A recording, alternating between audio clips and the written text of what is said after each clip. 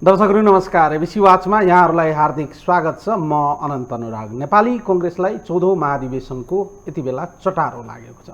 देशभरि नै कार्यकर्तामा एक किसिमको उत्साह थपिएको देखिन्छ। कार्यकर्ताहरू वडा स्तरबाट नै महाधिवेशनका तयारीहरू थालेका छन् र आफ्ना क्रियाशील सदस्यता मार्फत प्रतिनिधि चयन गरिरहेका छन्। तर अझै पनि नेपाली कङ्ग्रेसभित्र 20-21 जिल्लामा क्रियाशील सदस्यता विवाद कायमिरहेको देखिन्छ। नेताहरू यता नेतृत्वको सवालमा पनि आफ्नै तरिकाले आफ्नो उम्मेदवारी घोषणा गर्ने काम गरिरहेका छन्। सभापति पदमा मात्रै आधा दर्जनभन्दा बढी व्यक्तिले आफ्नो उम्मेदवारी दाबी गरिरहेका छन्। महामन्त्रीको पदमा पनि नयाँ पुस्तादेखि लिएर पुराना नेताहरूले पनि दाबी गर्न थालिसकेका छन्। मूलतः नेपाली कङ्ग्रेसको 14औं महाधिवेशन निकै चटारोको बीच तयारी भइरहेको देखिन्छ। संवैधानिक बाध्यतालाई पनि मान्नुपर्ने र काङ्ग्रेसलाई आगामी निर्वाचनबाट ठुलो दलको रूपमा बहुमत ल्याउनु पर्ने सबैको ध्यान त्यतातिर केन्द्रित भइरहँदा आन्तरिक विवाद भने चाहिँ सुल्झिएको देखिँदैन। संवाद गर्नेछौँ। हामीसँग हुनुहुन्छ नेपाली कङ्ग्रेसका प्रभावशाली नेता, पूर्व मन्त्री, बौद्धिक नेता अर्जुन नरसिंह केसी। कार्यक्रममा उहाँलाई स्वागत गरौँ। अर्जुनजी, कार्यक्रममा स्वागत गर्न चाहन्छु। धन्यवाद। धेरै दिनपछि तपाईँसँग संवाद गर्ने मौका जुरेको छ। सामान्य प्रश्न के हो भने, अब पनि नेपाली कङ्ग्रेसको 14औं महाधिवेशन हुन्छ कि हुँदैन भन्ने जुन आशंका थियो त्यो अब गर्ने ठाउँ रहेन। होइन, त्यसलाई गर्ने ठाउँ त रहँदै रहेन। त्यतातिर हामी परिकल्पनै नगरौँ। हाम्रा अधिवेशनहरू विभिन्न जिल्लामा वडा स्तरको सुरु पनि भइसकेको छ र केही दिनभित्र हामी सबै वडा स्तरको अधिवेशन समाप्त गर्छौँ। त्यस कारणले अधिवेशन हुन्छ हुँदैन भनेर अलमल हुनुभन्दा 2-4 दिन ढिलो चाँडो वडाहरूमा चाहिँ नि अहिले सामान्य क्रियाशील सदस्यतामा देखिएका विवादलाई छिनोफानो गर्नुको निम्ति केही समय 2-4 दिन ढिलो चाँडो हुन सक्ला। तर केन्द्रीय महाधिवेशन हामी तोकिएको मितिमै गर्छौँ भन्ने कुरामा चाहिँ हामी पूर्ण रूपबाट विश्वस्त छौँ र यो निश्चित हो भन्ने कुरा विश्वास गर्न पनि आग्रह गर्छौँ। सामान्य रूपमा हेर्दा नेपाली कङ्ग्रेसको 14औं महाधिवेशनलाई निरन्तरताको महाधिवेशन भन्ने कि यो क्रमभङ्ग हो? हामीले एउटा नयाँ परिवेशमा, एउटा नयाँ सन्दर्भमा र नयाँ उचाइमा लानुपर्ने स्थिति भएको हुँदा यसलाई नेपाली कङ्ग्रेसको निरन्तरताको महाधिवेशन भन्ने कि यो क्रमभङ्गताको महाधिवेशन? यसलाई क्रमभङ्गताकै महाधिवेशन पनि भन्न सकिन्छ। किनभने नेपाली कङ्ग्रेसको विधानले 4 वर्षको अवधि तोकिएको छ। त नेपाली कङ्ग्रेसकै विधानभित्र एउटा विशेष परिस्थिति भएमा चाहिँ 1 वर्ष थप्न सक्ने भन्ने छ। त्यो विशेष परिस्थितिको नै आफ्नै व्याख्याहरू छन्। तर त्यस्तो व्याख्या हामीले गरेनौँ, खालि 1 वर्ष थप्यौँ मात्रै। हामीले निरन्तर रूपबाट 4 वर्षको समय सीमाभित्रै अधिवेशन गरौँ भन्ने कुरामा प्रयत्नहरू नगरेका होइनौँ, सकिएन। 1 वर्ष थपिँदा त्यो 1 वर्ष समय हुन नसकेर अब नेपाली कङ्ग्रेसको विधानभन्दा बाहिर नेपालको संविधानले दिएको 5 वर्ष र 6 महिना अवधि जुन थप दिएको छ त्यो 6 महिनाको अवधिभित्र हामी प्रारम्भ गरिरहेछौँ। त्यस कारण यसलाई चाहिँ नि क्रमभङ्ग नै भन्छु म पनि तपाईँले भने जस्तो। किनभने यो नियमित अधिवेशन जसरी गर्नुपर्ने हो, जुन ढङ्गले पदाधिकारी र नेतृत्वले त्यसको तयारी सुरुदेखि नै गर्दै समय सापेक्ष चाहिँ नि गति अधिवेशनको निम्ति दिनुपर्ने हो, त्यसमा असफल भएकै हो। तर अब हाम्रो अघिल्तिर अधिवेशन सन्मुख छ।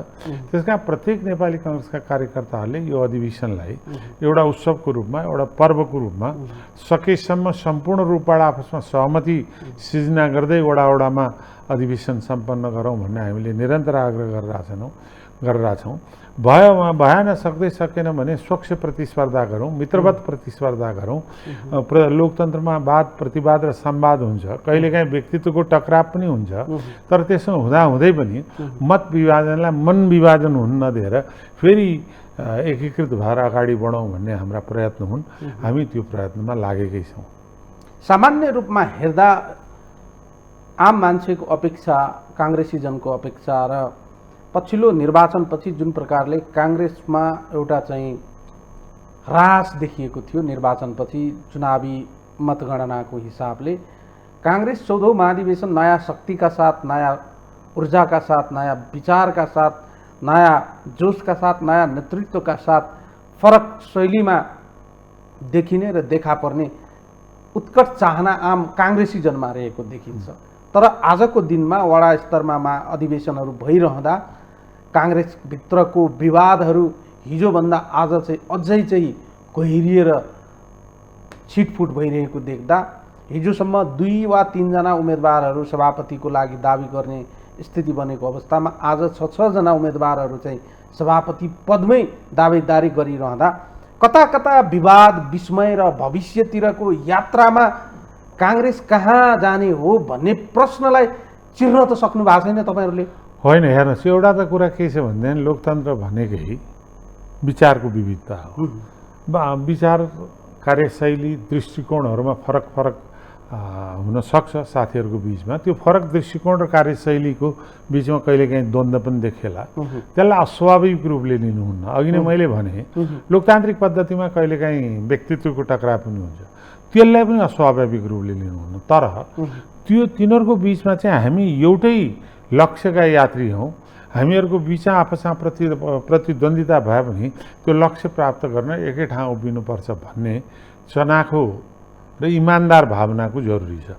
अब तपाईँले अहिले जुन भन्नुभयो, म त के भन्न चाहन्छु भने 2टा मात्रै उम्मेदवार हुँदाखेरि हुने तीव्र ध्रुवीकरण भन्दा यो बहु उम्मेदवारी ध्रुवीकरणले पार्टीभित्र संयोजन गर्न सजिलो पर्छ भन्न चाहन्छु।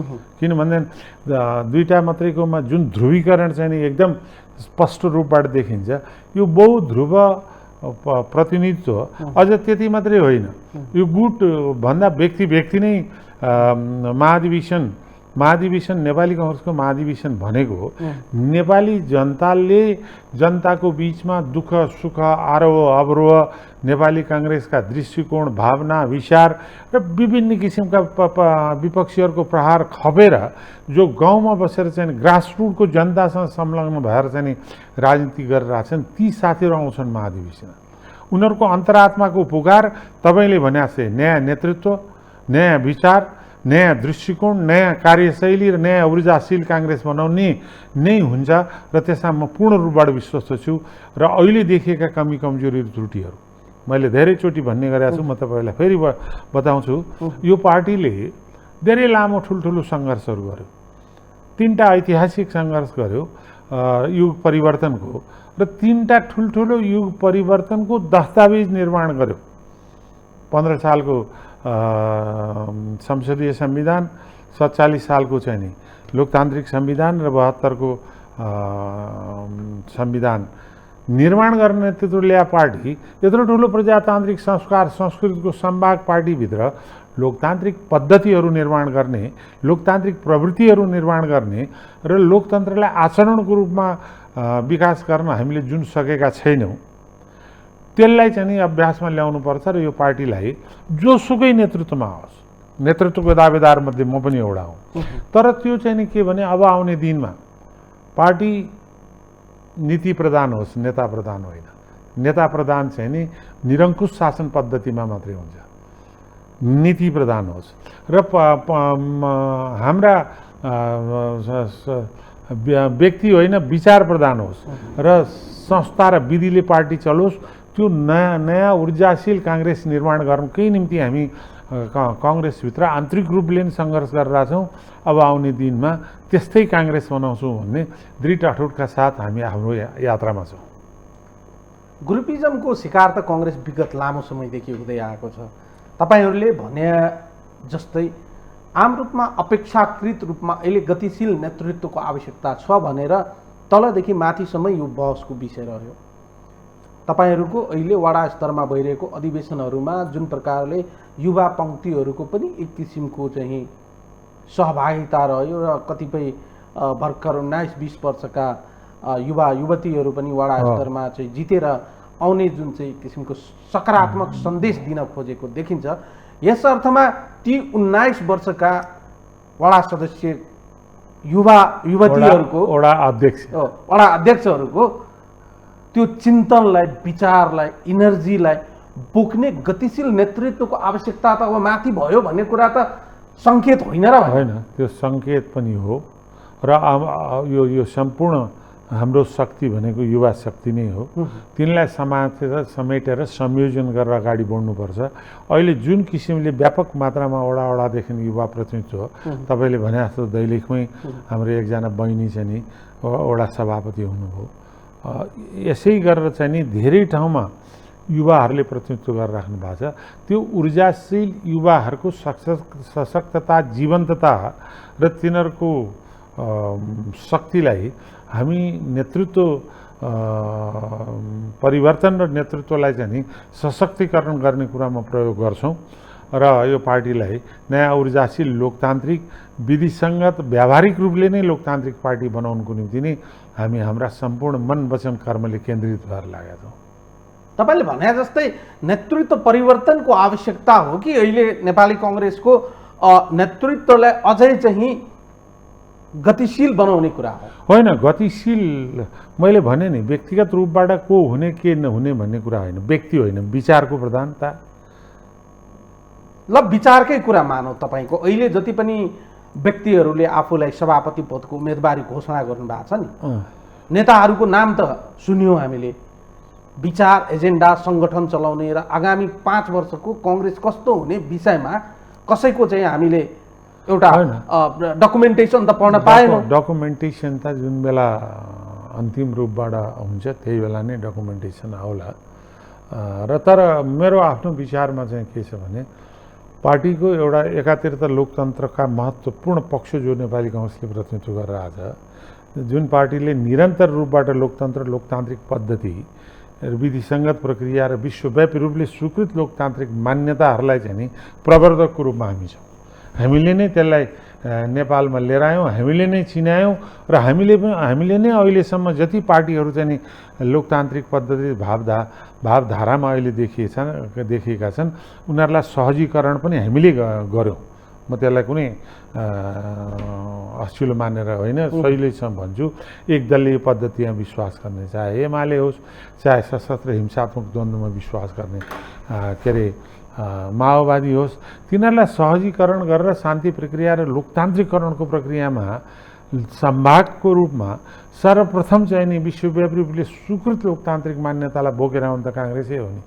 हामी त्यसलाई दृढतापूर्वक बोकेर लिएर जाने कुरामा त हाम्रो कुनै आधारभूत रूपबाट नेपाली काङ्ग्रेसका कुनै तहमा पनि कुनै फरक छैन। अब बाँकी आर्थिक सामाजिक रूपान्तरणका कुरा, यो समावेशिताका कुरा र राष्ट्रियताका सवालमा पनि यो देशमा धेरै लामो ऐतिहासिक पृष्ठभूमिमा हामीसँग यति धेरै दस्तावेजहरू छन्, तिनीहरू भित्रैबाट खोजेर हामीले एउटा नयाँ नेपाली काङ्ग्रेस निर्माण गर्नुको निम्ति जुन प्रतिबद्धता साथ अगाडि बढ्नुपर्ने हो त्यो स्थिति आएको छ। र जो साथीहरू आए पनि अहिलेको समय सापेक्ष आवश्यकता, युवा पिँढीको भावना, समग्र राष्ट्रिय चिन्तन र राष्ट्रिय भावधारालाई बुझेर नै गतिशील नेतृत्व दिने र सबैलाई समेट्न सक्ने अहिले राष्ट्र चाहिँ अत्यन्त जटिलतम चुनौतीपूर्ण परिस्थितिमा छ। वास्तवमा भन्ने हो भने अनुरागजी, अहिले नेपाल चाहिँ नि मैले जानेको दिनदेखि अन्तर्राष्ट्रिय एउटा भोल्क्यानिक ज्वालामुखी, द्वन्द्वको ज्वालामुखी जस्तो स्थितिमा हामी छौँ। विश्व शक्तिहरूको केन्द्रबिन्दु र विभिन्न किसिमका खेलको मैदानको रूपमा प्रयोग गर्न खोजिएको जो अवस्था छ त्यसलाई संयोजन गरेर एउटा नयाँ गति दिन सक्ने शक्ति भने नेपाली कङ्ग्रेसै हो। त्योसँग त्यो क्षमता पनि छ, त्योसँग त्यो कोहेजन भन्छन् नि, त्यसलाई सन्तुलित गरेर लिएर जाने, संयोजन गर्ने र सबै पक्षलाई समेट्ने, राष्ट्रका विभिन्न शक्ति, राष्ट्रका विभिन्न व्यक्ति, राष्ट्रका विभिन्न जाति, धर्म, संस्कार, संस्कृतिलाई संयोजन गर्ने क्षमता नेपाली काङ्ग्रेसमा छ। बाँकी खाली नेपाली कङ्ग्रेसभित्र त्यो सबैलाई समेटेर जाने विशाल हृदय र एउटा गिरो र सङ्कीर्ण घेराबाट उन्मुक्त भएर देश, राष्ट्र, राष्ट्रियता, अन्तर्राष्ट्रिय परिवेशलाई सोचेर चाहिँ नि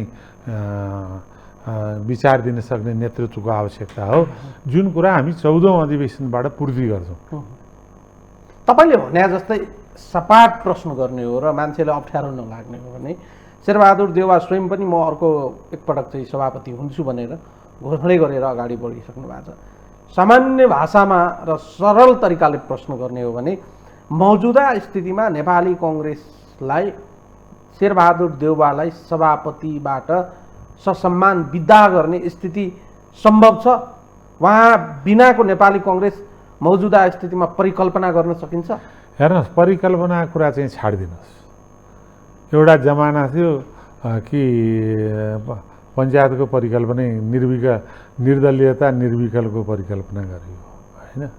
त्यसपछि बिपीको नेतृत्व हुँदाखेरि बिपीको विकल्पको परिकल्पना काङ्ग्रेसभित्र गरिन्थ्यो। त्यसै गरी गिरिजाबुको निधनको बेलादेखि गणेशमानजी किसिमजीहरूलाई पनि लियो। त्यस कारण व्यक्ति भनेको कुरा उहाँहरू त अझ ऐतिहासिक व्यक्तित्व हुनुहुन्थ्यो। उहाँहरूको त्यो आइभरी टावर पर्सनालिटी चाहिँ नि हामीले हेर्दाखेरि ठाडो भएर हेर्नु पर्थ्यो भने अहिले त्यो स्थिति होइन। उहाँ हामीसँग समकालीनै हो। अब बाँकी रह्यो इतिहासको कालखण्डमा कसले कति उपयोगिता प्रमाणित गर्यो, कुन पदमा पुग्यो भन्ने कुरा छाडिदिनुहोस्। त्यसकारण कोही पनि निर्विकल्प छैन। अहिलेको संसारमा, आधुनिक संसारमा म पनि आस्तिक मान्छे हुँ, तर मान्छेहरू ईश्वरको विकल्प खोजिरहेको बेला तपाईँ गजबको प्रश्न गर्नुभयो मलाई कि शेरबहादुरजीको विकल्प छ भनेर। किन विकल्प छैन? सबै विकल्प हुन्। कति छन् त्यस्ता विकल्प। त्यस कारण निर्विकल्प भनेको कुरा अथवा कुनै अमुक व्यक्ति बाहेकको कल्पना गर्न सकिन्छ भन्ने कुरा चाहिँ नि गलत हो। त्यसको विकल्पमा चाहिँ तपाईँहरूले विकल्प खोजिरहँदा वा विकल्प सम्भव छ निर्विकल्प उहाँ होइन भनिरहँदा उहाँको विपरीतमा उत्तरमा रहेका क्याम्पले एकै ठाउँमा बसेर चाहिँ उहाँलाई चाहिँ सहज तरिकाले विदा गर्ने उपायको खोजी गरेको त देखिँदैन। होइन, त्यो उपायको खोजी विदा गर्ने म फेरि पनि यहाँ अनुरागजी के हामी कसैलाई विदा गर्ने कसैलाई भित्र्याउने भन्दा पनि हामी यो पार्टीभित्र आमूल परिवर्तनको निम्ति सोचिरहेछौँ। हामी व्यक्ति कसैको पनि विरोधी होइन। शेरबहादुरजी मेरो पनि बाल सखा नै हो, उहाँले माने पनि नमाने पनि वास्तविक इतिहास थियो है। तर के छ भनेदेखि यो पार्टी जसरी जुन शैलीमा चल्यो, गुटभन्दा पनि गिरोहले जसरी सञ्चालन गरियो, जसरी हामी लज्जास्पद रूपले हार खायौँ, त्यसपछि पनि हामीले विश्लेषण गरेर हाम्रा कमी कमजोरीलाई चाहिँ नि स्वीकार नगरेर चाहिँ नि जसरी समयमा पनि अधिवेशन नगरेर अहिलेको स्थितिमा हामी पुग्यौँ, त्यो कार्यशैली, त्यो खालको चिन्तन, त्यो खालको अवस्थाबाट पार्टीलाई मुक्त गर्नुपर्छ। त्यस्तो मुक्ति गर्ने प्रक्रियामा शेरबहादुरजी पनि अब अहिले देशको प्रधानमन्त्री, मेरो पनि प्रधानमन्त्री, मेरै पार्टीको नेता, उहाँले लड्छु भन्नु, उहाँ लड्नु दाबी गर्नु अरूभन्दा अझ स्वाभाविक हो उहाँको दाबी। तर के छ भने त्यसलाई त मैले भने नि यत्रो देशभरिबाट खारिएर आएका महादेशी उनको प्रतिनिधिले अहिलेको देशको स्थिति त थाहा भएको छ नि। उहाँको नेतृत्वमा 3.5-4 वर्ष अगाडि भएको निर्वाचन पनि उनीहरूले भोगेका छन्। त्यसपछिका दिनहरू पनि देखेका छन् र पार्टी सञ्चालनका प्रक्रिया र गतिविधिहरू पनि भोगेका छन्। त्यस कारण मलाई महाधिवेशनकाबाट आउने प्रतिनिधिहरू जो जहाँ जेसुकै गरेर चाहिँ नि कब्जै गर्ने दृष्टिकोणले अहिले पनि हेर्नुहुन्छ भने हेर्नुहोस् 21 सिलको क्रियाशील सदस्यताहरू निर्णय हुन बाँकी छ। त्यहाँ अनेक किसिमका चाहिँ नि चलखेलहरू भएका छन्। त्यति मात्रै होइन, तपाईँ पहिला साथीहरूलाई होइन अधिवेशनको मिति तोकिसकेपछि यो पार्टीले गर्नुपर्ने नियुक्तिहरू त गर्नु भएन नि भन्दाखेरि मिति घोषणा नगरुन्जेल कहाँबाट अधिवेशन प्रारम्भ हुन्छ भनेर पार्टीकै पदाधिकारीले मैसँग भन्नुहुन्छ। मिति घोषणा गरेर प्रारम्भै भइसक्यो, अहिले पनि फटाफट मनोनित गरिरहेछन्। हेर्नुहोस् त लोकतान्त्रिक चरित्र, हेर्नुहोस् त लोकतान्त्रिक पद्धति र स्वभाव, न्यूनतम मर्यादा र न्यूनतम लोकलाज पनि नराखेर जुन ढङ्गले कब्जा गर्ने शैलीमा चाहिँ नि अहिले केही कामहरू भएका छन्, तिनलाई महाधिवेशनका प्रतिनिधिले बुझ्छन्, हामी बुझाउँछौँ भन्ने विश्वास चाहिँ मलाई छ।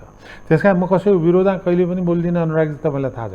तर अब अहिले भर्खरै पनि विभिन्न विभागमा सङ्गठनमा चाहिँ मान्छे मनोनित भइरहेछ। त्यही 2 महिना अगाडि निर्वाचन सुरु हुनुभन्दा अगाडि मनोनित गरे भए के हुन्थ्यो? तपाईँको संसारभरि कहीँ पनि लोकतान्त्रिक पद्धतिमा निर्वाचन प्रक्रियामा अगाडि सरिसकेपछि, निर्वाचन तिथि घोषणा गरिसकेपछि, त्यस्तो निर्वाचन तिथि घोषणा गरिसकेपछि सरकारले त कोही मनोनित गर्दैन, सार्दैन, सरुवासम्म गर्न कोही। तपाईँलाई एउटा चाहिँ निर्वाचन आयोग फेरि तपाईँलाई चाहिँ प्रश्न के हो भने हिजोसम्म तपाईँ त शेरबहादुर देउवासँग नजिक हुनुहुन्थ्यो, उहाँकै क्याम्पमा हुनुहुन्थ्यो, आज तपाईँ पनि टाढै हिँड्नु भएको छ। होइन, हिजोसम्म होइन, म शेरबहादुरजीसँग जानेर नजानेर ठिक गरेर बेठिक गरेर म त्यतातिर जान चाहन्न। उहाँकै क्याम्पमा म महामन्त्री लडेकै हो। अब लड्दाखेरि चाहिँ नि अब त्यहाँभित्र भएका अन्तरकुन्तरका आन्तरिक षड्यन्त्र पनि मैले अलिकति पछि आएर बुझेँ। म त्यतातिर पनि प्रवेश गर्न चाहन्न। तर जुन कार्यशैली चाहिँ नि उहाँको विद्यार्थी बेलाको सहपाठी सहयात्रीको दृष्टिकोणले खुला दिलले कुरा गर्ने, चित्त नबुझेका कुरा भनिहाल्ने, अनि अर्काले भनेपछि त्यो कुरालाई हो त हो लो त्यही गरिहाल्नु भन्ने सहजता थियो। त्योभन्दा उहाँ भिन्दै खालको एउटा गिरोहको प्रवक्ताको रूपमा देखिनुभयो। कसैको कुरा सुन्ने र कुनै चिजलाई विश्लेषण गर्ने भन्दा पनि सीमित समुदायको प्रभाव भइसकेपछि पार्टी र उहाँले जुन सभापतिमा उठ्दाखेरि चाहिँ नि जुन खालको चाहिँ नि प्रतिबद्धता र घोषणापत्रहरू गर्नुभएको थियो त्यो अनुसार काहीँ कुनै भएन। हेर्नुहोस् त यत्रो ठुलो भ्रातृ संस्थाहरू अहिलेसम्म अधिवेशन हुन नसकेर कोही 10 वर्ष कोही 11 वर्ष सम्म अधिवेशन विहीन भएर बसिरहेको छन्। पार्टीकै अधिवेशन हरेक के अरे अधिवेशन चाहिँ नि 5.5 वर्षभित्र त केन्द्रीय अधिवेशनै भइसक्यो। अहिले त्यो पनि हुन नसक्ने स्थिति यहाँ छ। यी सबै चिजले गर्दा उहाँको कार्यशैलीसँग मेरो विमति भयो। म अहिले होइन धेरै अगाडिदेखि उहाँसँग असहमत भएर यो ढङ्ग र कार्यशैलीबाट पार्टीमा नयाँ जीवन्तता नयाँ ऊर्जा आउँदैन भन्ने दृष्टिकोण राखेँ। त्यसको अर्थ भोलि उहाँ सभापति हुनुभयो निर्वाचित भएर भने त मेरो पनि सभापति हो नि त। किनभने म निर्वाचन पद्धति र मा विश्वास गर्छु। किनभने म लोकतन्त्रवादी हो। जित र हारलाई समान रूपले स्वीकार गर्ने प्रवृत्ति हामीमा हुनुपर्छ। जित्नेले हार्नेलाई पनि यो मेरै सहयात्री र मेरै लक्ष्यको यात्राको मित्र हो भनेर अँगालो मार्न सक्नुपर्छ भने हार्नेले जित्नेलाई नेतृत्व स्वीकार अगाडि बढ्नुपर्छ। त्यो प्रवृत्ति पनि हामी कहाँ विकास भएको छैन। अब आइन्दा त्यस्तो प्रवृत्ति विकास गर्दै लिएर जाउँ। भोलि अब जो जित्छ त्यही हाम्रो नेतृत्व हुन्छ। तर अब हिजो जस्तो एकलौटी ढङ्गले म जे गर्छु म त्यही गर्छु, म ठिक भनेर चाहिँ चल्दैन पार्टी। किनभने हाम्रो विधानले नै मौलिक परिवर्तन गरिदिन्छ। विधानभित्र 5 वटा पदाधिकारी सभापति लगायत 2टा उपसभापति 2टा महामन्त्री 5 वटा प्रमुख पदाधिकारी बाहेक 8 वटा सहमहामन्त्रीको पदाधिकारी 13 जनाको निर्वाचन महाधिवेशनले गर्छ। त्यो त कुनै पक्षको एकलौटी यसम्यानहरूको जमात त हुँदैन। त्यहाँ भिन्न विचार भिन्न दृष्टिकोण भिन्न सोचलाई संयोजन गरेर जानुपर्छ। त्यसै पनि सामूहिक नेतृत्व र सबै कुरा सुनेर जानुपर्ने हुन्छ। त्यसका अब आउने परिस्थिति जसले जित्दाखेरि पनि त्यो सामूहिकता छलफल र वैचारिक बहसका आधारमा विधिसङ्गत ढङ्गले जान्छ भन्ने कुरा म चाहिँ विश्वास गर्छु। गिरिजाबाबु यताको नेपाली कङ्ग्रेस सभापतिको हैसियतमा नेतृत्वलाई हामीले सरसर्ती हेऱ्यौँ भने के देखिन्छ भने गिरिजाबाबु एउटा यस्तो टल पर्सनालिटी हुनुहुन्थ्यो कि उहाँ चाहिँ आफैमा पनि एउटा विचार व्यक्ति र सङ्गठन जस्तो देखिने हुन्थ्यो। त्यसकै सिको गर्दा चाहिँ कङ्ग्रेस कमजोर भएको हो। शेरबहादुर देउवा सुशील कोइराला यता चाहिँ हामीले हेऱ्यौँ भने त्यही गतिविधिलाई गिरिजाबाबुकै शैलीलाई अपनाउन खोज्दा कङ्ग्रेस कमजोर भएको देखिन्छ। तपाईँले अघि बडा मार्मिक कुरा उठाउनुभयो। व्यक्तिको होइन विचार प्रधान चाहिँ हुनुपर्दछ। विचारलाई पनि परिवर्तित समयमा हिजो कङ्ग्रेसको जुन विचार थियो सिद्धान्त थियो धरातल थियो त्यसलाई चाहिँ परिभाषित गर्नुपर्ने एउटा चाहिँ प्रमुख दायित्व आइपुगेको छ तपाईँहरूमाथि। तर नेता प्रधान भइदिँदा त विचार प्रधान नहुने रहेछ विधि प्रधान नहुने रहेछ कुराको योभन्दा ठुलो ज्वलन्त उदाहरण त अन्त कतै खोज्न जानु पर्दैन होला नि तपाईँले व्यक्त गरेकै कुराहरूबाट। होइन हाम्रो अहिलेसम्म पनि मैले त्यो हुन त ओलीजीलाई भने हो त्यो बेला अहिले पनि करिब धेरै थोरै मिल्छ। एउटा संस्कृतमा श्लोक छ कि एको हम द्वितीयो नास्ति न भूतो न भविष्यति। म एक्लै हुँ, म जस्ता दोस्रो कोही छैन। न पहिला थिए न पछि हुन्छन्। त्यस कारणले जो जहाँ पुग्यो सत्ता र शक्ति यहाँ पुग्न साथ अन्तिम व्यक्ति ठान्ने प्रवृत्तिबाट लोकतन्त्र चल्दैन। लोकतन्त्र भने विधिले चलाउने हो। विधिभित्र बसेर शासन सत्ता सञ्चालकदेखि पार्टी सञ्चालकले पनि चलाउने हो। विधिभन्दा बाहिर गएर चलाउनुको निम्ति त लोकतन्त्रलाई लोकतन्त्रै भनिन्न। त्यो संस्कार र संस्कृति हामी कहाँ छ अहिले। विभिन्न पार्टीहरू मान्छ। त्यस कारणले पार्टीभित्रै पहिला चाहिँ पार्टी सुधारका अभियान चाहिँ हरेक पार्टीभित्र जबरजस्त रूपले सुरु गर्नुपर्ने आवश्यकता छ। हेर्नुहोस्, गिरिजाऊ टावरिङ पर्सनालिटी हुन्थ्यो, उहाँ मेरो नेता मात्रै होइन, मेरो पितातुल्य हुन्थ्यो। मैले त्यही किसिमको सम्मान पनि उहाँलाई गर्थेँ। तर अहिले त्यस्तो सम्मान गर्नुपर्ने व्यक्ति मेरो अघिल्तिर कोही छैन, किनभने मेरो अघिल्तिर समकालीन भन्दा एकदम उच्च स्तरको व्यक्तित्व भनेर हेर्नुहोस्, त्यो कसैको अघिल्तिर पनि शिर झुकाउँदाखेरि नेता भनेर कि त त्यो बिपी कोइराला जस्तो अद्वितीय प्रतिभाशाली राष्ट्रिय अन्तर्राष्ट्रिय दृष्टिकोणले सम्मानित व्यक्ति हुनु, कि गणेश मानजी जस्तो त्याग तपस्या र बलिदानले पूर्णता प्राप्त गरेको मान्छे हुनु पर्यो, या त सुवर्णजी जस्ता आफ्ना भयभरका सबै सिद्धारण पार्टी पालेर राख्ने मान्छे हुनु पर्यो, अथवा गणेश मानजी के अरे किसुनजी गिरिजाऊहरूको पनि आफ्नो एउटा ऐतिहासिक पृष्ठभूमि थियो। अब अहिले हामी मौरहरूले समकालीन छौँ। अहिले सामूहिक नेतृत्व हो। विचारका घर्षण र वाद विवादबाट चाहिँ नि विचारलाई मन्थन गर्दै एउटा निष्कर्षमा पुर्याउने र जे पार्टीलाई हित हुन्छ त्यो हित हुने कुरामा हामी सबैले संयोजित भएर अगाडि बढ्नुपर्ने जुन आवश्यकता हो, त्यो खालको विधि र व्यवहार चाहिँ नि पार्टीभित्र देखिएन। मेरो पार्टी यहाँ मात्रै होइन, फेरि अरू पार्टीभित्र नि त्यही। सवाल कहाँनिर आउँछ भने तपाईँहरू लोकतान्त्रिक विधि पद्धति प्रक्रियालाई शैलीलाई अङ्गीकार गर्नुहुन्छ, खुल्ला लोकतान्त्रिक शैली देखाउनुहुन्छ, वाद विवाद पनि हुन्छ, तपाईँहरूभित्र आरोप प्रत्यारोप हुन्छ, सबै चलिरहेको देखिन्छ। तर नेतृत्वको शैली हेर्दा चाहिँ अलोकतान्त्रिक शैली भइदिने, यो चाहिँ खासमा चाहिँ नेपाली कङ्ग्रेस जस्तो लिबरल विचारधारा बोक्नेहरूमा यो चाहिँ स्वाभाविक हो।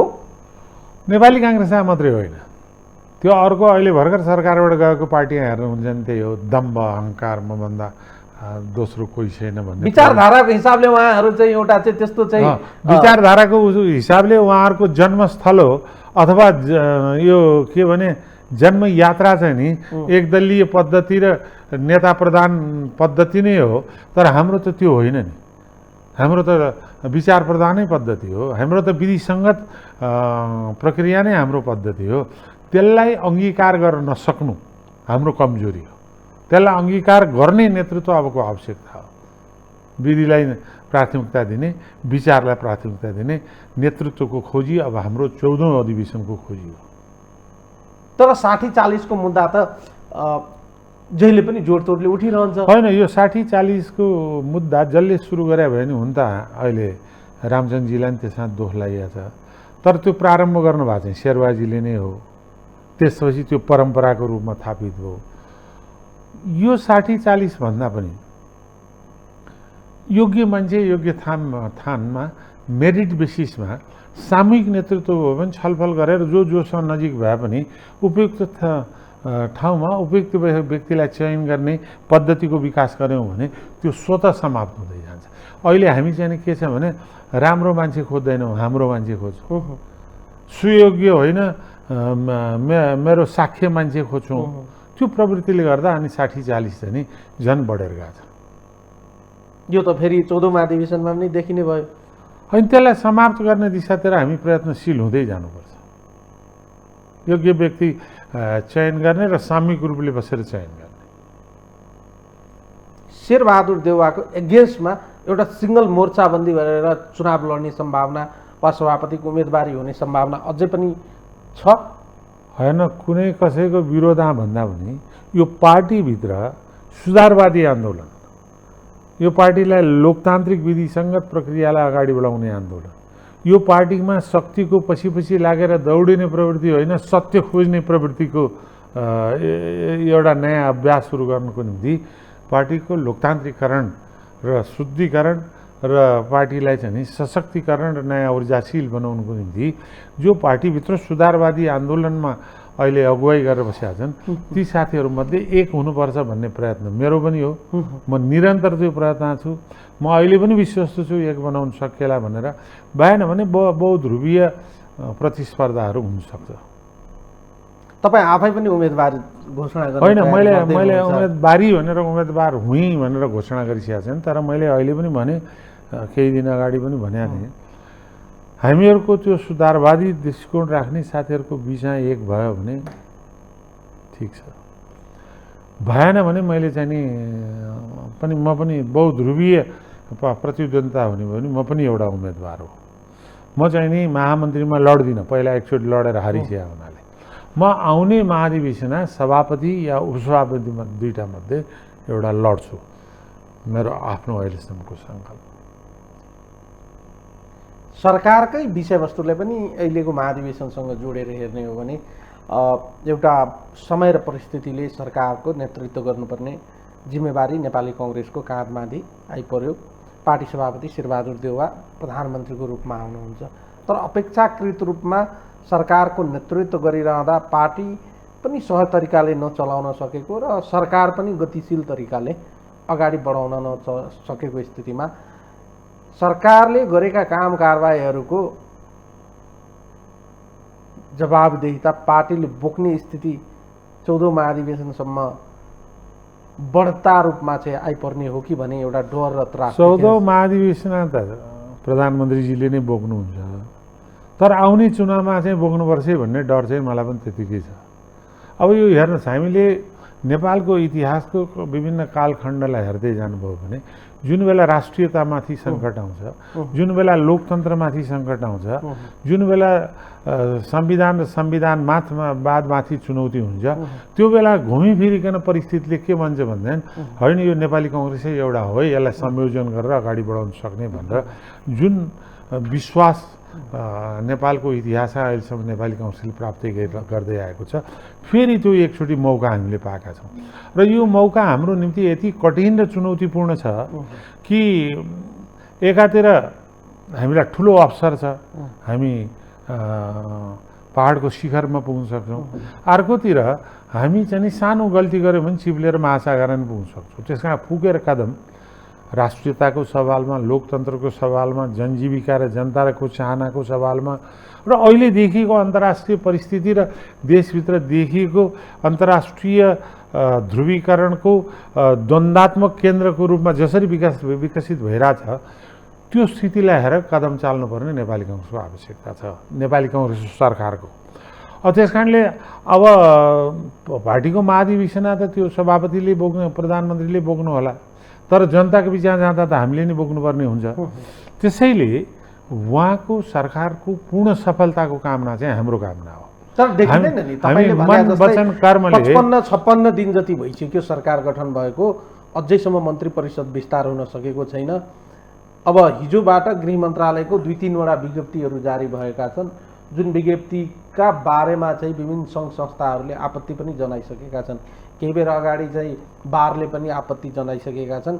आम जनताको अभिव्यक्ति स्वतन्त्रतामाथि चाहिँ सरकारले अङ्कुश लगाउन खोज्यो, वा कसैले विरोध गर्नै नपाउने, कसैको विरोधमा बोल्नै नहुने स्थिति जुन सिर्जना भएको छ। कता कता चाहिँ पूर्व सरकारलाई जुन आरोप चाहिँ हामीले लगाउँदै आएका थियौँ, सरकार तानाशाही बाटोमा अग्रसर भयो भनेर जुन समाचार माध्यम र तपाईँहरूले लगाउँदै आउनु भएको थियो, शेरबहादुर देउवाको सरकारबाट यो अपेक्षा त आम जनताले थिएन, तर यो बोक्नु परेको छ हामीले। एउटा दुईटा कुरा छ। एउटा पक्ष त के छ भने सरकार गठन भएको 55 दिनसम्म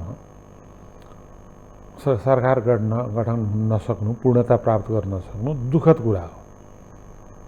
तर त्यति हुँदाहुँदै पनि यो काङ्ग्रेस र काङ्ग्रेसको नेतृत्व मात्रै कारणले होइन, गठबन्धनका विभिन्न घटकहरूलाई संयोजन गर्ने र उनीहरूलाई व्यवस्थापन गर्ने कारणहरू पनि यसका प्रमुख कारणहरू नै यसका प्रमुख कारक एक।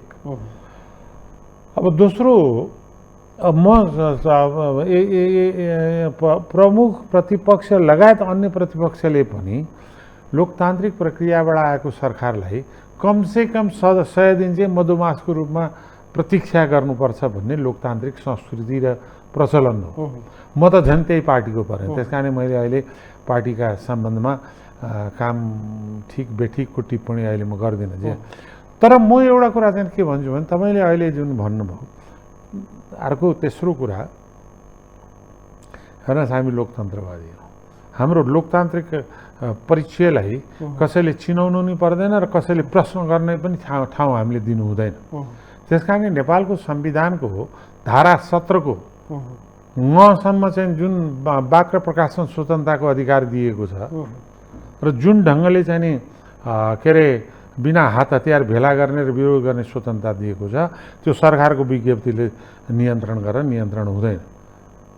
त्यो त्यो त्यो त्यो त्यो त्यो लोकतान्त्रिक अधिकार र संवैधानिक अधिकारलाई सरकारको आदेशबाट नियन्त्रित हुँदैन। म पनि त्यसको विपक्षमा छु।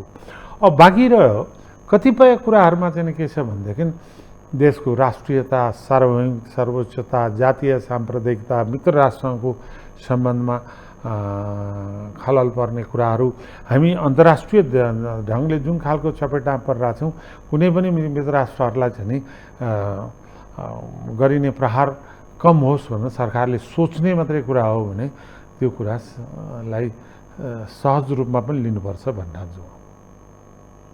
तर सरकारबाट जुन अपेक्षा थियो, एउटा विशेष परिस्थितिमा बनेको सरकारबाट जनता पनि एउटा पूर्व सरकारबाट एउटा आजित भएको अवस्थामा नयाँ सरकार आइसकेपछि जनजीविकाका सवालमा सरकारले आफैले प्राथमिकता तय गरेको विषयवस्तुका सवालमा र सरकारले एउटा गतिशीलता देखाउने सवालमा कता कता ब्रेक लागेको देखिन्छ। र यो ब्रेक लाग्नुको कारण काङ्ग्रेस पनि एउटा पाटो त, काङ्ग्रेसले पनि आफ्नो पार्टीबाट त मन्त्रीहरू चयन गर्न सकेको देखिँदैन। होइन, अन्य पार्टीहरूको भागवण्डाको अन्तिम टुङ्गो नलाइन्जेल काङ्ग्रेसको भागमा कति पर्ने हो हाम्रो आन्तरिक छलफल गरेर चाहिँ कहाँ कसरी संयोजन गर्ने हो त्यो गाह्रो छ नि। त्यो गाह्रो परिस्थितिलाई त मैले गाह्रै छ प्रधानमन्त्रीजीलाई भनेर भन्नै पर्छ, किनभने म पूर्वाग्रह लिएर कसैप्रति भन्दिनँ। त्यस कारण सरकार सञ्चालनको प्रक्रियामा हो यो जुन विज्ञप्ति आएको छ त्यो विज्ञप्तिलाई मैले पनि भने यो लोकतन्त्रका सर्वमान्य सिद्धान्त र संविधानको धारा 17 को प्रतिबन्धात्मक वाक्यांशमा लेखिएका विषयभित्र कानुन बनेर कानुनमा छ भने त्यो एउटा पक्ष हो। होइन भने बिना हात हतियार भेला हुने र कहीँ कसैको पनि विरोध गर्ने स्वतन्त्रता सर्वमान्य लोकतन्त्रको सिद्धान्त हो र नेपालको संविधानले नेपाली जनतालाई प्रत्याभूत गरेको स्वतन्त्रता हो। त्यो कसैले खोसेर खोज्न सक्दैन कोही सरकार आउँदा नि। अब बाँकी चाहिँ नि भर्खर 100 दिन नपुगिकन सरकारका गतिविधिलाई टिका टिप्पणी नगरौँ, किनभने सरकारले अहिलेको सबभन्दा महत्त्वपूर्ण पक्ष यो कोभिड महामारी जुन छ त्यसलाई चाहिँ पहिलो प्राथमिकता दिएर गर्छु भनिरहन्छ, काम गरि पनि रहेछ, त्यसलाई पनि हामीले सकारात्मक दृष्टिकोणले हेरौँ। अब बाँकी रह्यो अरू केही कुराहरू अब संयोजन गर्ने काममा चाहिँ नि सरकारको नेतृत्व लागिरह होला भन्ने ठान्छु। फेरि म आउन चाहे महाधिवेशनकै सवालमा। अब 21-22 जिल्लामा अझै पनि बाँकी छ क्रियाशीलता सदस्यता विवाद। यतातिर वडा स्तरमा अधिवेशनहरू सम्पन्न पनि राम्ररी नै हुँदै आएका छन्। कतिपय जिल्लाहरूमा विवाद रहित तरिकाले सर्वसम्मति भाषण धेरै सर्वसम्मति भएको पनि छ। तर अझै पनि विवादहरू, फेरि नयाँ तरिकाका विवादहरू पनि जुन जिल्लामा विवादहरू देखिएका थिएनन् त्यही जिल्लाहरूमा विवादहरू देखिएका छन् र स्थानीय कार्यकर्ताहरू, स्थानीय काङ्ग्रेसीजनहरू चाहिँ निकै हतोत्साहित भएको स्थिति पनि छन्। ती 21-22 जिल्लाको विवाद सल्ट्याउन सहज स्थिति कसरी बन्ला? अब हेर्नुहोस्, नेपाली काङ्ग्रेस केन्द्रीय कार्य समितिले छानबिन समिति गठन गर्यो। छानबिन समितिले दिएको प्रतिवेदनमा पनि टुङ्गिन नसकेका विषयलाई हामीले सबै पक्ष अथवा केन्द्रीय कार्य समितिले 3 जना साथीहरूलाई जिम्मा दियौँ। 3 जना साथीहरूले चाहिँ नि सैद्धान्तिक रूपले सहमति गरेर एउटा प्रस्तुत पनि गरिसक्नु भएको छ। त्यो सैद्धान्तिक रूपले सहमति गरेका पक्षहरूलाई व्यावहारिक रूपले रूपान्तरण गर्नको निम्ति किन अलमल गरेर आयो त्यो मैले पनि बुझेको छु। र कतिपय ठाउँमा चाहिँ नि अब यो संयोजन गर्ने भनेर अन्य पार्टीबाट नाम दिएका नामहरू पुरै फरक गरेर चाहिँ नि अर्कै नामलाई राखिने काम गरेको छ। कतिपय ठाउँमा चाहिँ नि पुराना क्रियाशीलहरूलाई नवीकरण नगरेको समस्या छन् भने कतिपय ठाउँमा चाहिँ नि वडाले चिन्दै नचिनेका, जान्दै नजानेका अथवा नेपाली कङ्ग्रेसको विधानमा वडाबाटै क्रियाशील सदस्यताको प्रारम्भ गर्ने जुन स्पष्ट उल्लेख गरिएको छ त्यसलाई इग्नोर गरेर कहाँबाट प्रवेश गरेका छन् तिनीहरूको छानबिन गरेर वास्तविक आधारमा यदि साँच्चै जेन्युन काङ्ग्रेस कोही छन् भने अथवा चाहिँ कोही प्रवेश जेन्युनली गर्न चाहेका छन् भने अथवा हाम्रो पार्टीभित्र चाहिँ नि मर्ज गर्न खोजेको चाहे फोरमको विजय गच्छेदारजीका मान्छेहरू हुन्, चाहे चाहिँ नि पछि रापरबाट प्रवेश गरेका सुनिल थापाजीसँग सम्बन्धित मान्छेहरू हुन्, उहाँहरूको जेन्युन मान्छे हो भने उहाँहरूलाई चाहिँ प्रवेश दिनुको निम्ति केही हर्ज होइन। तर उहाँहरूको नाममा अर्कै मान्छेलाई प्रवेश गरिदिने त्यो हाम्रो आन्तरिक प्रक्रियामा कुनै जिल्लाको कुनै अमुक गाउँको वडामा कुनै व्यक्तिलाई सिद्ध्याउनुको निम्ति एकै ठाउँमा चाहिँ 150 थप दिने त्यस्ता खालका कामहरू भएका थिए। त्यसलाई सच्याएर सही ढङ्गले आओस् र आउँछ भन्ने मलाई विश्वास पनि छ। कतिपय स्थितिमा के देख्यो भने मिनबहादुर विश्वकर्माले नै असन्तुष्टि राख्दै राजीनामा नै पेश गरेको स्थिति थियो, जुन चाहिँ मापदण्ड बनाइएको छ। यो मापदण्डले त अझै पनि विभिन्न वर्ग समुदाय जात लिङ्गका व्यक्तिहरूलाई अल्पसङ्ख्यकहरूलाई प्रतिनिधित्व गराउन त कठिनै देखिन्छ होइन र? होइन गर्न त्यो पछि संशोधन पनि भइसकेको छ। त्यो उहाँले राजीनामा दिएर मात्रै होइन, त्यसलाई चाहिँ नि प्रतिनिधित्व सही ढङ्गले होस् भन्ने हामी सबैको विचार पनि हो। हामीले त्यसलाई तत्कालै सहमति गरिहाल्यौँ। तर अब यसपछि चाहिँ नि विधानभित्रका कुरा त सहमति हुनसक्छ, विधान बाहिरै गएर चाहिँ नि संशोधन गर्ने जस्ता कुरा पनि कहीँ कहीँ निस्किया छ। अब अधिवेशन सुरु भइसकेपछि प्रारम्भ भइसकेपछि विधानलाई चलाउने भन्ने कुरा कुनै हालतमा नै हुन सक्छ। महाधिवेशन अझै पनि जुन भव्यता र सभ्यताका साथ तपाईँहरूले गर्ने अपेक्षा गरिराख्नु भएको छ र जुन टाइम फ्रेम तोक्नु भएको छ मङ्सिरको 9 देखि 13 गतेसम्म, यो समयभित्र भने अपेक्षाकृत रूपमा त्यति भव्य रूपमा महाधिवेशन सम्पन्न गर्ने स्थिति छ र तपाईँहरू परिकल्पना गर्नु भएको छ त्यस्तो? होइन, अब हेर्नुहोस् अहिलेको राष्ट्रिय परिस्थिति, यो बाढी पीडितदेखि लिएर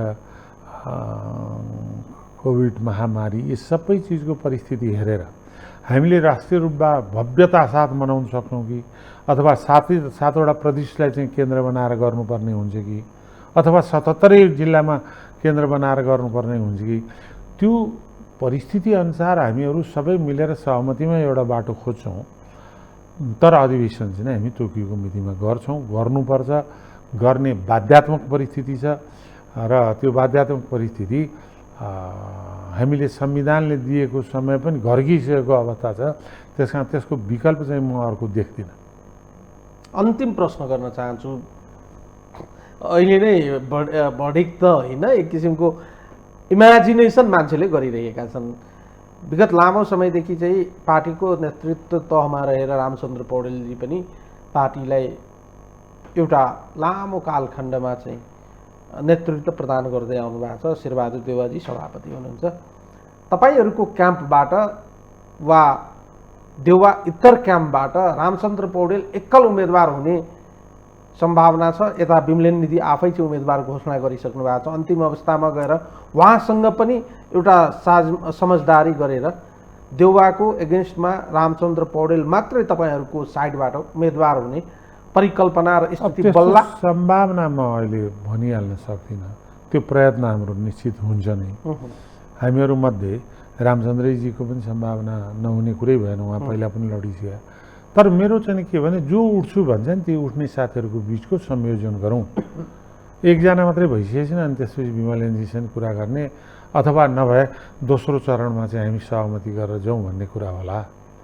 नत्र अहिले त यही भनेर तोक्न सक्ने स्थिति यहाँ म पनि छैन। किनभने हामी सकेसम्म एकीकृत गराएर एकजना मात्रै उम्मेदवार हुनुपर्छ भनेर म निरन्तर प्रयत्नशील भएको हुनाले मैले नै अहिले यो भन्न मिल्दैन। तर एउटा कुरा चाहिँ नि, मैले मेरो लामो आफ्नै अनुभव सङ्घर्ष सबै चिजले, पहिला महामन्त्री यहाँ लडेर हारिसिया हुनाले म फेरि महामन्त्री लड्दिनँ। मैले धेरै अगाडि 1 वर्ष 2 वर्ष अगाडि नै भनेको मिले अब के विकल्प आउँछ त्यसमा तयार होला। अब मिल्न सक्ने स्थिति भएन, म आफै पनि सभापति लड्छु। मल्टिपोल हुने भयो भने जुन स्थिति यहाँ होला अनि त्यसपछि दोस्रो चरणमा बसेर छलफल गरौँ, होइन भने म सभापति यहाँ लड्छु भन्ने चाहिँ नि मैले दृढ मानसिकता बनाउँदै आएको छु।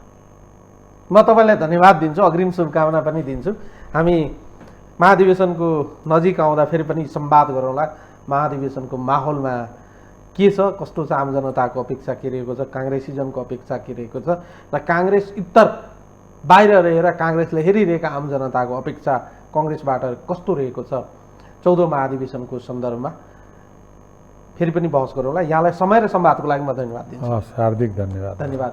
दर्शकहरू, उहाँ हुनुहुन्थ्यो नेपाली कङ्ग्रेसका प्रभावशाली नेता अर्जुन नरसिंह केसी। उहाँले एबिसीकै यो स्टुडियोबाट घोष गर्नुभएको छ सम्भवतः सभापतिको उम्मेदवारमा समझदारी बने उपसभापतिको उम्मेदवार बन्ने घोषणा गर्नुभएको छ। आजको लागि यो सन्दर्भ यति नै। सम्पूर्ण युनिट लगायत मल पनि बिदा दिनुहोस्। नमस्कार।